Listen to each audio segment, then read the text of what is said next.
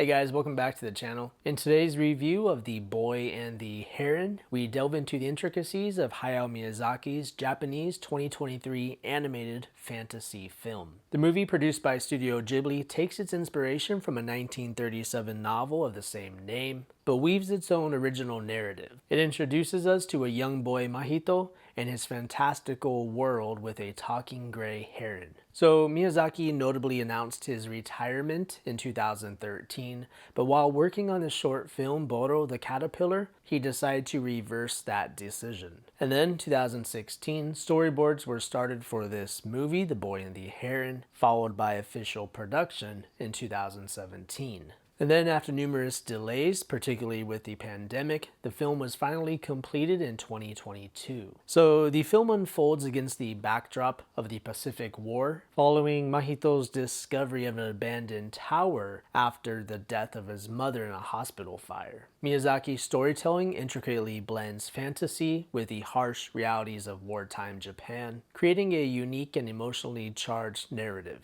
The character of Mahito also mirrors Miyazaki's own experiences and his childhood, exploring themes of coming of age, loss, and coping with conflict. And those parallels between the protagonist and Miyazaki's own personal life, such as a father involved with the manufacturing of warplanes and the loss of a mother, really enhance the depth of the narrative. But The Boy and the Heron really boasts stunning visuals, from the opening scene of Mahito running through flames to the lush green forest and the picturesque countryside backdrops. And Miyazaki's love for flight is evident throughout all his films, and it continues in this one, emphasizing natural elements over science fiction flying machines. There's a lot of birds. But this film definitely maintains that visual excellence that is characteristic of Studio Ghibli. And collaborating once again with Joe Hisaishi, together they deliver this captivating score that really complements the mystery and the emotional beats of the film. Like all Ghibli films, the piano chords or the music in general really enhances the viewing experience. And there's also an interesting story involving the 2020 Olympics about how Kenshi Yonezu became part of the theme song.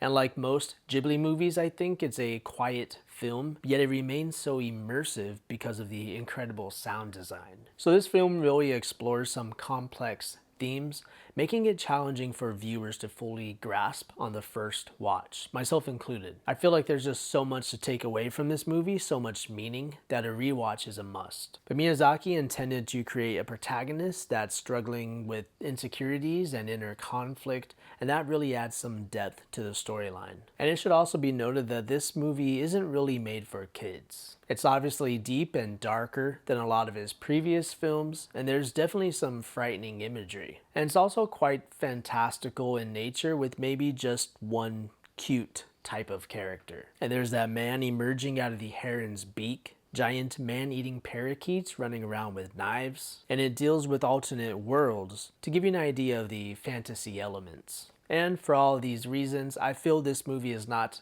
going to resonate with all viewers. But one thing I really enjoyed about The Boy and the Heron is that it skillfully incorporates references and subtle nods to previous Ghibli films. But it pays homage without relying on nostalgia as a crutch. Unlike some recent films, it was a criticism of mine of Disney's Wish. Miyazaki handles this with class, elevating the richness without overshadowing the originality. And that's how it should be done. So, in conclusion, for letter grade, The Boy and the Heron receives a solid B. While the story's complexity may require multiple viewings, the film stands as a profound adventure and a fitting final piece of Miyazaki's illustrious career. And as a viewer, if you're delving into thematic analysis, this film promises to offer an engaging experience for some time. So to emphasize the uniqueness of this film, I don't have any recommendations to watch after this one, but the rewatch is encouraged, especially for those who have seen the Ghibli catalog.